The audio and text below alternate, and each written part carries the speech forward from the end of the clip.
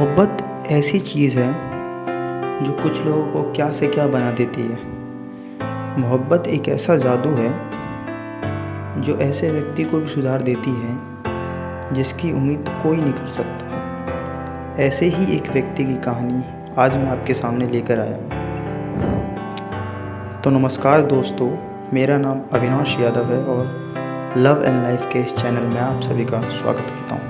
ये उन दिनों की बात है जब वो कक्षा 10वीं में पढ़ता था। पढ़ाई लिखाई से उसका हमेशा ही दूर दूर तक कोई रिश्ता नाता नहीं रहा।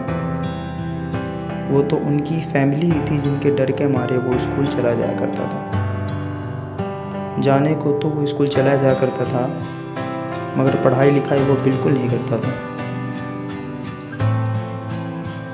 दिन भर खेलना कूदना, दोस्तों के साथ आवारागर्दी करना और शाम को घर जाना और घर वालों को ऐसा दिखाना कि वो कितना पढ़ के आया हो।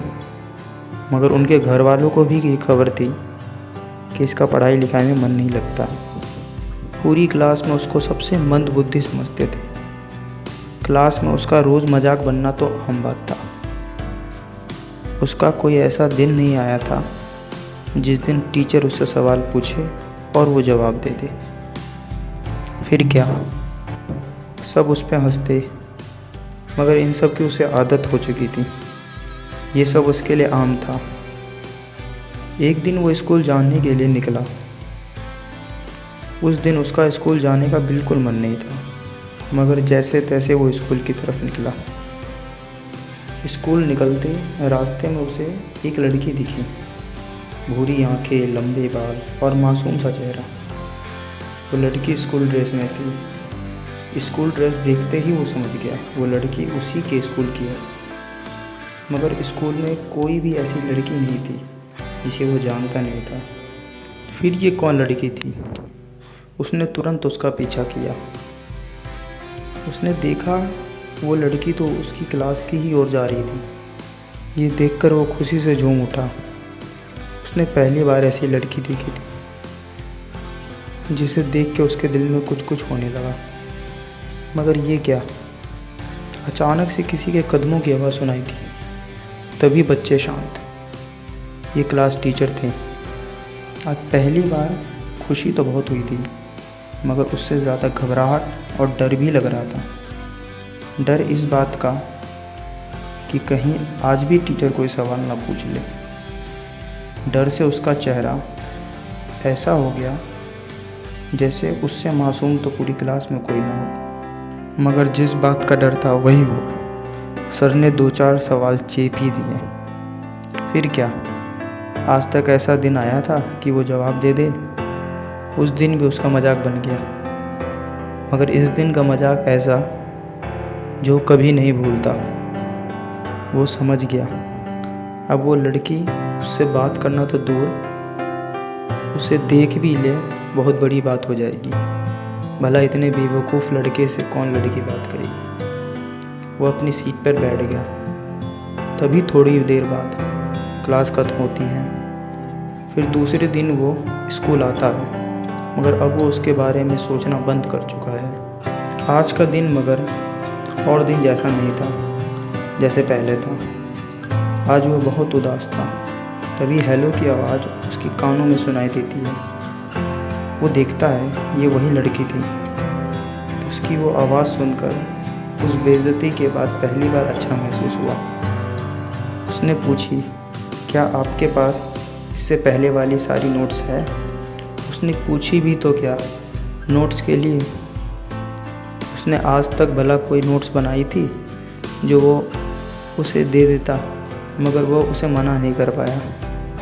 वो घर गया और सारी खेल कूद छोड़कर नोट्स बनाने में लग गया।